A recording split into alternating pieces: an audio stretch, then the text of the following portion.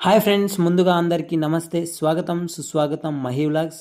మీకు ఈరోజు చూపించబోతున్నాను ఒక ఎంతో అందమైన మరియు పురాతనమైన దేవాలయం. ఇది మరెక్కడో కాదు, శ్రీ సత్యసాయి జిల్లా గోరెంట్ల మండలంలో ఉన్న దేవాలయం శ్రీ మాధవరాయ దేవాలయం.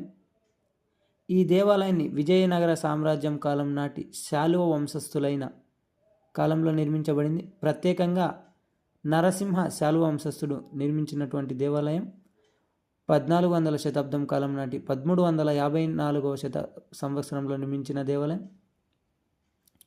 ఇక్కడ మీరు చూస్తున్నది వచ్చేసి మెట్ల బావి.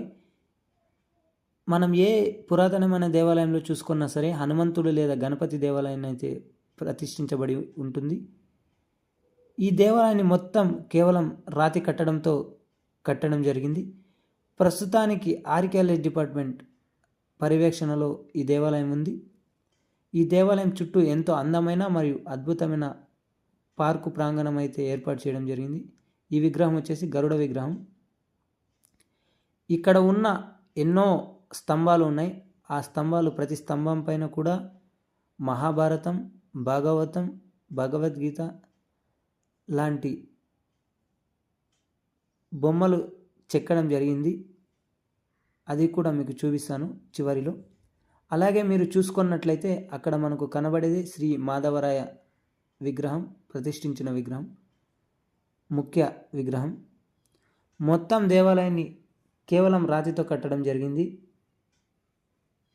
ఎంతో పురాతనమైన దేవాలయం. ఎవరైనా మన ఛానల్ని ఫస్ట్ టైం చూస్తున్నట్లయితే ప్లీజ్ సబ్స్క్రైబ్ చేయండి, లైక్ చేయండి.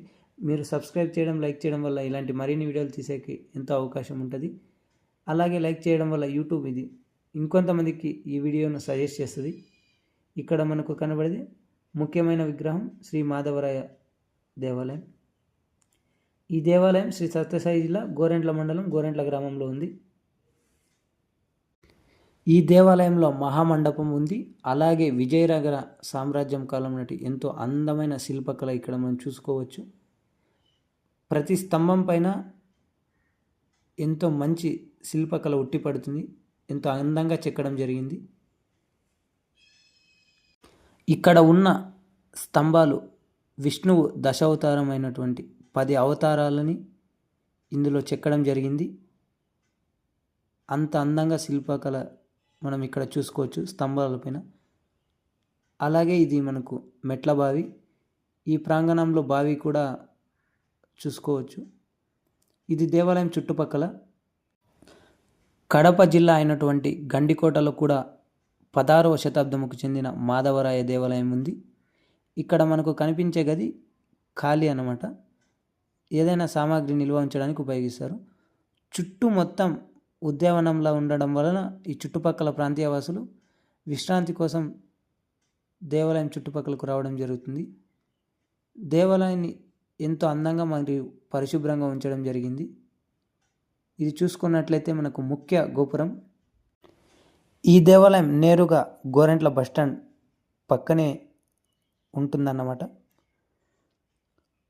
అలాగే మీకు చివర్లో ఇక్కడ స్తంభాలపైన ఉన్నటువంటి శిల్పకళ చూపిస్తా.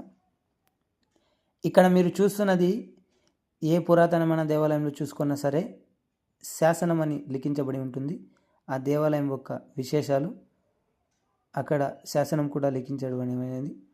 ఇక్కడ మీరు చూసుకున్నట్లయితే భారతం, మహాభాగవతం, రామాయణం వంటి కథలోని చిత్రాలు ఎంతో అందంగా చెక్కడం జరిగింది. ఎవరైనా కొత్తగా చూసినట్లయితే ప్లీజ్ సబ్స్క్రైబ్ చేయండి, లైక్ చేయండి.